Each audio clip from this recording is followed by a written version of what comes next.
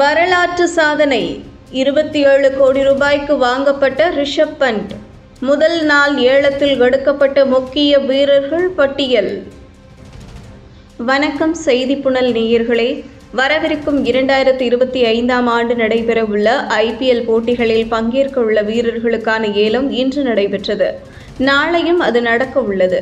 2025 IPL ஏலத்தில் விற்கப்பட்ட மற்றும் விற்கப்படாத வீரர்களின் முழு பட்டியலை இப்பொழுது பார்க்கலாம்.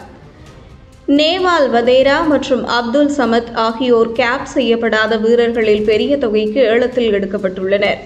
இந்த ஏலத்தின் அடிப்படையில் விலையான 30 லட்சத்திலிருந்து வதேரா 4.20 கோடி ரூபாய்க்கு பஞ்சாப் கிங்ஸ் அணியால் ஏலத்தில் எடுக்கப்பட்டார். அதே சமயம் லக்னோ கிரிக்கெட் வீரர் சமத்துக்கு அதே தொகையை கொடுத்தது. மும்பை இந்தியன்ஸ் இந்த ஏலத்தில் தாமதமாக நுழைந்தது. ஆனால் அவர்களின் முதல் தேர்வு நியூசிலாந்தின் ட்ரெண்ட் போல்ட், ஜோஃப்ரா ஆர்ச்சர் மற்றும் ஜோஷ் ஹெசில்வுட் ஆகியோரை அதிக பணம் சம்பாதித்த மற்ற வெளிநாட்டு வேகப்பந்து வீச்சாளர்கள் ஆவர். கொல்கத்தா நைட் ரைடர்ஸ் தனது அணியில் இந்திய ஆல்ரவுண்டரை திரும்ப கொண்டுவர 23.75 கோடி ரூபாய் கொடுத்தால், இஷான் கிஷன் SRHல் 11.25 கோடிக்கு ஒரு புதிய அணியில் நுழைந்தார் என்றே கூறலாம்.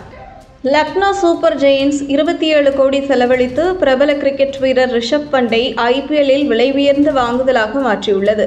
இதன் மூலம் ஸ்ரேயாஸ் ஐயரின் சாதனையை அவர் முறியடித்தார் என்றே கூறலாம். பிரபல பஞ்சாப் அணி சரியாக 26.75 கோடி ரூபாய்க்கு ஸ்ரேயாஸ் ஐயரை ஏலத்தில் எடுத்தது குறிப்பிடத்தக்கது.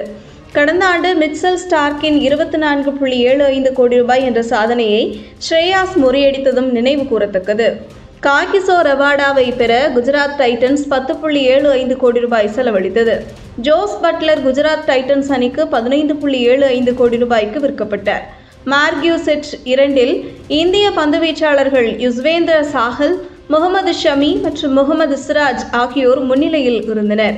ஷமியை SRH 10 கோடி ரூபாய்க்கு எடுத்தது. அதே சமயம் சிராஜுக்கு குஜராத் அணி 12.25 கோடி ரூபாய் கொடுத்தது குறிப்பிடத்தக்கது. இதுபோன்ற செய்திகளை தெரிந்து கொள்ள செய்தி புனலுடன் இணைந்திடுங்கள்.